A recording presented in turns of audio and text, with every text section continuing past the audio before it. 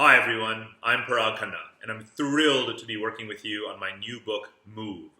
There has never been a more paradoxical moment to be launching a book about the future of human mobility.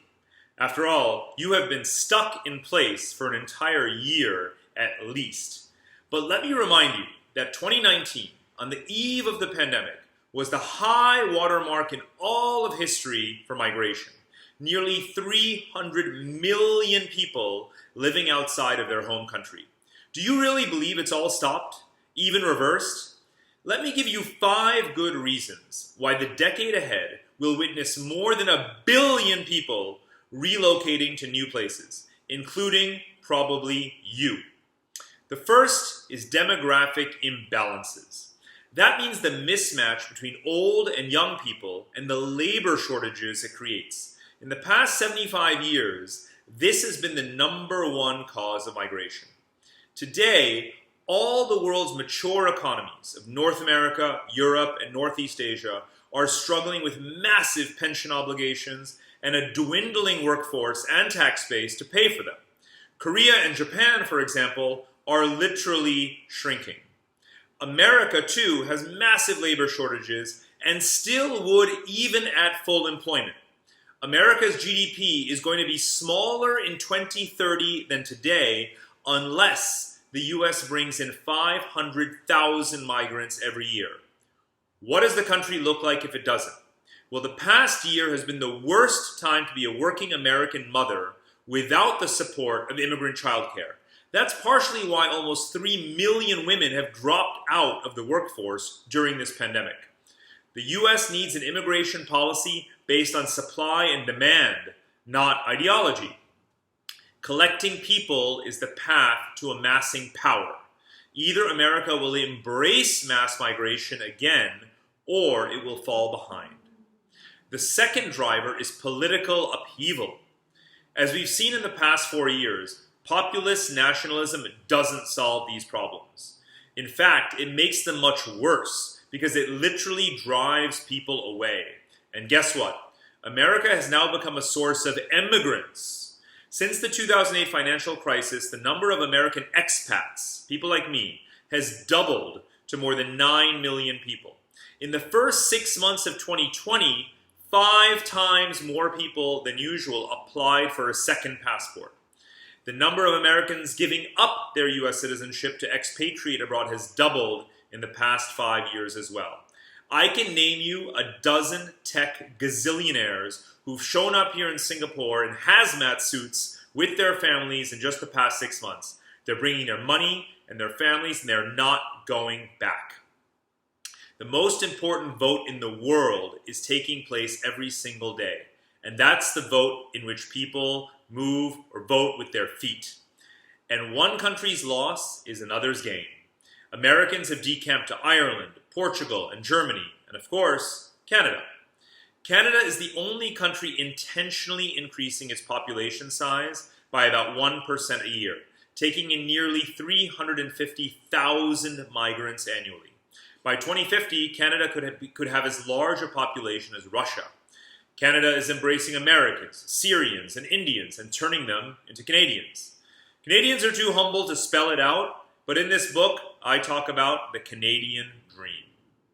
The third driver of accelerated migration is economic crises. Since the 2008 financial crisis, Americans have been moving to California, Texas, and Florida in search of jobs, better weather, and a lower cost of living. Southern Europeans have moved to Northern Europe. Now with high unemployment and evictions rising, people will move again. And wherever Biden's infrastructure stimulus creates jobs, people will go there. But maybe they won't move into homes at all. Millennials don't want mortgage debt. They saw what it did to their parents, and they don't want to settle in one place anyway. So what are they doing? They're snapping up trailer homes like never before. During the pandemic, the manufacturers of RVs couldn't keep pace with demand. There's a whole new asset class emerging around mobile real estate. We have to roll with the punches, which is why I argue that the new American dream should be built around mobility and skills, not homes and degrees. The fourth migration driver is technological disruption.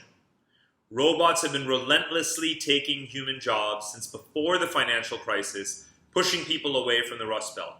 Now we have the shift towards remote work and telecommuting that could jump from 4% to 20% or more of the workforce. Sales of suburban and second homes have spiked over the past year, indicating that COVID could lead to a suburban renaissance. But which suburbs and in which states? That brings us to the fifth factor, climate change.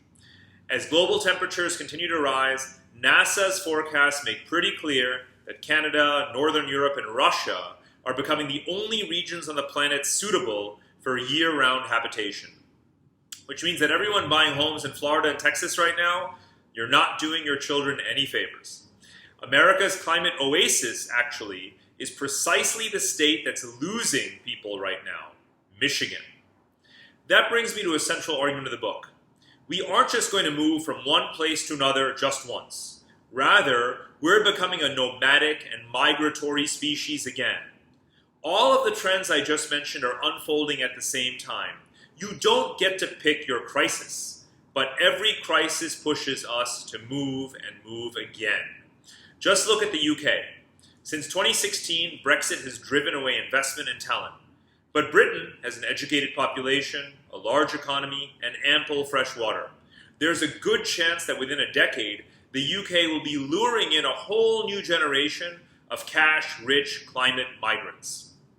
More than 100 countries have schemes that offer a fast track to citizenship, and the UK's version could actually become quite popular.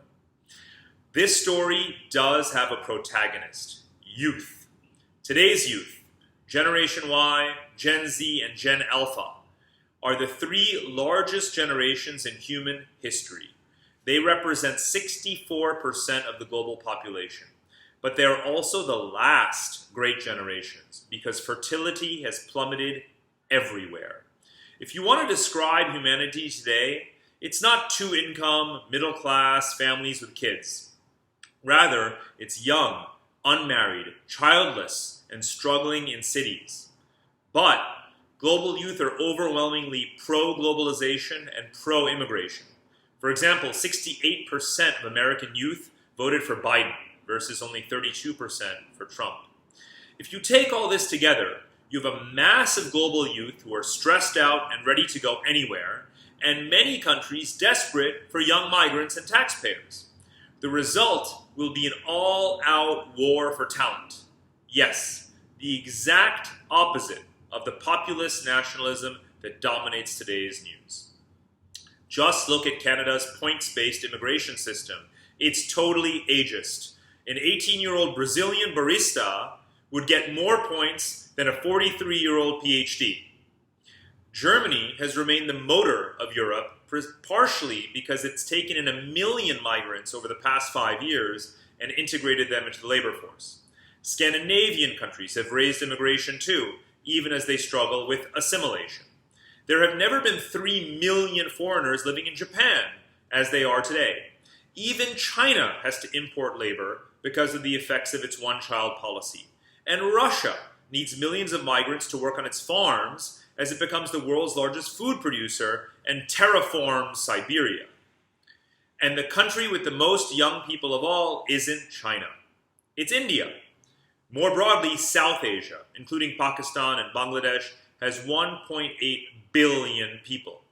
And while China today has the world's largest diaspora, Chinese are pulling back due to geopolitical suspicions and labor shortages at home. Meanwhile, South Asians are pretty much desperate to get out of their countries. Indian youth speak English, they study math and IT, and they're not considered spies.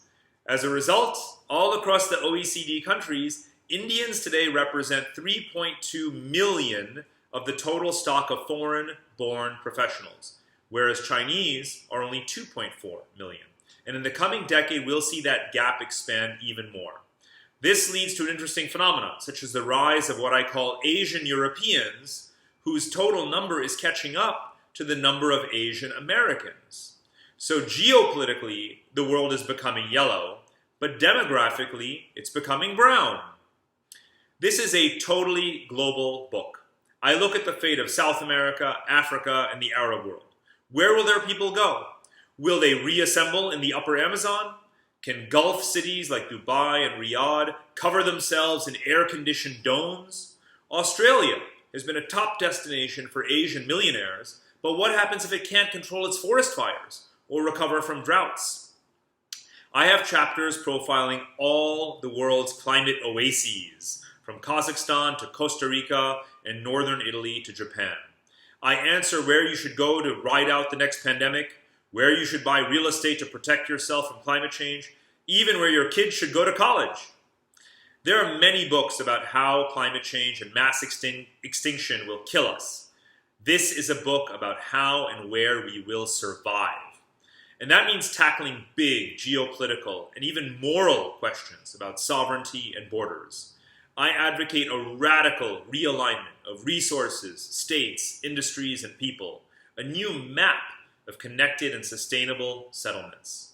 I talk about the circular technologies that we'll use to build cities in the Arctic, and the digital platforms like cryptocurrencies that youth will use as they move across friendly jurisdictions. This is how we'll get to the new model of humanity that I call Civilization 3.0. For decades, we have been told that geography is destiny. That's not true. Geography is what we make of it. If Sapiens by Yuval Harari was a brief history of humankind, then Move is a brief future of humankind. If you want to know what the map of humanity will look like in 2030, 2040, and 2050, you'll have to read the book. I've packed it with scenarios about the future that affect everyone, everywhere, and included vivid infographics and maps. I'll be doing media and events all over the US, UK, Europe, and Asia. There is enormous relevance to corporations and universities, business associations, and civil society groups. I'm getting the vaccine soon, so wherever you need me, I'll be there. Thank you so much.